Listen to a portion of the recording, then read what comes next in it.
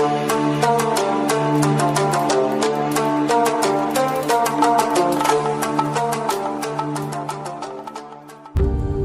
दोस्तों, आज हम इस वीडियो में बात करने वाले हैं श्री कृष्ण के कितने विवाह हुए थे। आइए जानते हैं इस वीडियो के माध्यम से। दोस्तों, सबसे पहले बात करते हैं कृष्ण भगवान और रुक्मणी के विवाह के बारे में। महाभारत के अनुसार कृष्ण ने रुक्मणी का हरण कर उनसे विवाह किया था। विदर्भ के राजा भीष्मा की पुत्री रुक्मणी भगवान कृष्ण से प्रेम करती थी और उनसे विवाह करना चाहती थी। रुक्मी, रुक्मरथ, रुक्मबाहु, रुक्मकेश और रुक्ममाली। रुक्मणी सर्वगुण संपन्न तथा अति सुंदर थी। उसके माता पिता उसका विवाह कृष्ण के साथ करना चाहते थे, किंतु रुक्मी चाहता था कि उसकी बहन का विवाह छेदीराज शिशुपाल के साथ हो। यही कारण था कि कृष्ण को रुक्मणी का हरण कर उनसे विवाह करना पड़ा।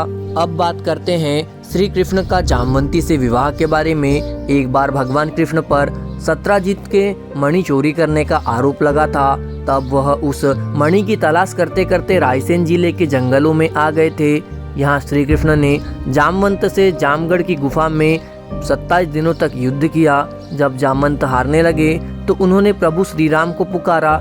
कृष्ण को तब राम रूप में प्रकट होना पड़ा। यह देख जामवंत की आंखों से आंसू निकल पड़े। बाद में जामवंत ने श्री कृष्ण को मणि दिया और अपनी पुत्री जामवंती का विवाह भगवान श्री कृष्ण से कर दिया। अब बात करते हैं श्री कृष्ण और सत्यभामा के विवाह के बारे में। भगवान कृष्ण उस मणि को लेकर वापस आ गए और जब वो मणि सत्राजित को दिया तो सत्राजित को ग्लानि हुई और लज्जा भी आई कि मैंने श्री कृष्ण जी पर चोरी का आरोप लगाया। फिर सत्राजित ने श्री कृष्ण से क्षमा मांगी और अपनी पुत्री सत्यभामा को श्री कृष्ण को सौंप दिया। अब बात करते हैं कृष्ण और कालिंदी के विवाह के बारे में। पांडवों का लाक्षागृह से कुशलतापूर्वक निकलने पर श्री कृष्ण आधे यदुवंशियों के साथ लेकर श्री कृष्ण पांडवों से मिलने के लिए इंद्रप्रस्थ गए। युधिष्ठिर, भीम, अर्जुन, नकुल, सहदेव, द्रौपदी और कुंती ने उनका अतिथि पूजन किया। इस प्रवास के दौरान एक दिन अर्जुन को साथ लेकर भगवान कृष्ण वन विहार के लिए निकले। जिसमें वह विहार कर रहे थे, वहां पर सूर्यपुत्र कालिंदी श्री कृष्ण को पति के रूप में पाने की कामना से तप कर रही थी। कालिंदी की मनोकामना पूर्ण करने के लिए श्री कृष्ण ने उनके साथ विवाह कर लिया। फिर भी एक दिन श्री कृष्ण उज्जैनी की राजकुमारी मित्रविंदा को स्वयंवर से वर लाए। उसके बाद श्री कृष्ण कौशल के राजा नग्रजीत के साथ बैलों को एक साथ नाथ कर उनकी कन्या सत्या से पानी ग्रहण किया। उसके बाद श्री कृष्ण का कैकेयी की राजकुमारी भद्रा से विवाह हुआ। भद्र देश की राजकुमारी लक्ष्मणा भी श्री कृष्ण को चाहती थी, लेकिन उनके परिवार कृष्ण से विवाह के लिए राजी नहीं था। तब लक्ष्मणा को श्री कृष्ण अकेले ही हर कर ले आए। अब बात करते हैं श्री कृष्ण की कितनी पत्नियां थी। इस तरह कृष्ण की 8 पत्नियां थी। रुक्मणी, जामवंती, सत्यभामा, कालिंदी, मित्रविंदा, सत्या, भद्रा और लक्ष्मणा। दोस्तों, यह झूठ है कि श्री कृष्ण की 16,108 पत्नियां थी। कृष्ण अपनी 8 पत्नियों के साथ सुखपूर्वक द्वारिका में रह रहे थे।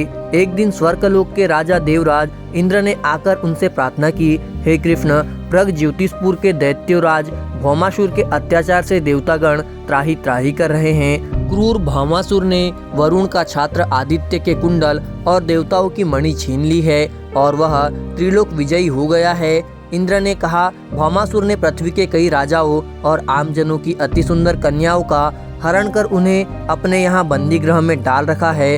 कृपया उन्हें बचाइए प्रभु। इंद्र की प्रार्थना स्वीकार करके श्री कृष्ण अपनी प्रिय पत्नी सत्यभामा को साथ लेकर गरुड़ पर सवार होकर प्रगज्योतिषपुर पहुँचे। वहां पहुंचकर भगवान कृष्ण ने अपनी पत्नी सत्यभामा की सहायता से सबसे पहले मूर दैत्यों सहित मूर के 6 पुत्र ताम्र, अंतरिक्ष, श्रवण, विभावशु, नभस्वान और अरुण का संहार किया। मूर दैत्यों के वध हो जाने का समाचार सुनकर भौमासुर अपने अनेक सेनापतियों और दैत्यों की सेना को साथ लेकर युद्ध के लिए निकला। भौमासुर को स्त्री के हाथों मरने का श्राप था, इसीलिए भगवान श्री कृष्ण ने अपनी पत्नी सत्यभामा को सारथी बनाया और घोर युद्ध के बाद अंत में कृष्ण ने सत्यभामा की सहायता से भौमासुर का वध कर डाला। इस प्रकार भौमासुर को मारकर श्री कृष्ण ने उसके पुत्र को अभयदान देकर उसे प्रागज्योतिष का राजा बनाया।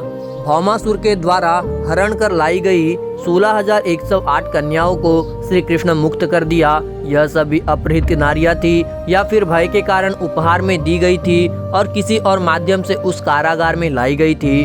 वह सभी कन्याएं भौमासुर के द्वारा पीड़ित थी, दुखी थी, अपमानित, लांछित और कलंकित थी। सामाजिक मान्यताओं के चलते भौमासुर द्वारा बंधक बनाकर रखी गई इन नारियों को कोई भी अपनाने को तैयार नहीं था। तब अंत में श्री कृष्ण सभी को आश्रय दिया।